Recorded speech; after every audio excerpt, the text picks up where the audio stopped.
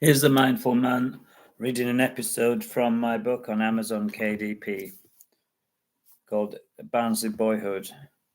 Chapter Grandad. Guess where we're going tomorrow, Tom said. Where, said Josh, his eyes wide with expectation. To see your granddad, his dad said.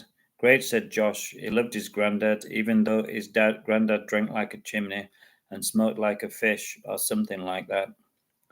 His granddad lived in a small bungalow that was cosy but very untidy. He was an aspiring writer, and his floor was littered with balls of paper and ashtrays overflowed.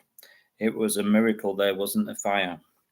He'd been writing for 30 years, but he'd never got anywhere, and he wouldn't show anyone what he'd written. Even now and then, every now and then, he'd throw a ball of paper at the wall and swear and then carry on typing.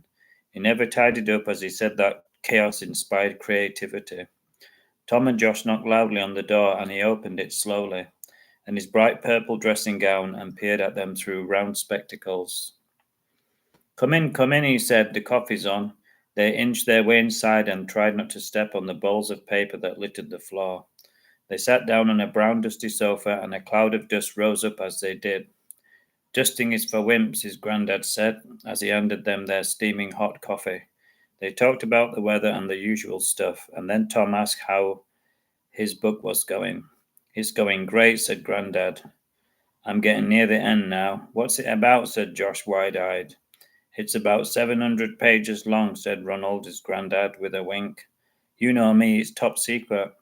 When I'm published and famous, you'll get your chance to read it, he said, puffing on his pipe grandly and sending ugly grey smoke into the air. I hope so, said Tom with a chuckle. I wanted to read your stuff for 30 years. It's above top secret, old boy, Ronald reiterated, and he puffed out more smoke into the smoke-filled room. A few hours passed, and eventually they had run out of things to say. Time to go, said Tom, and they hugged and said their goodbyes.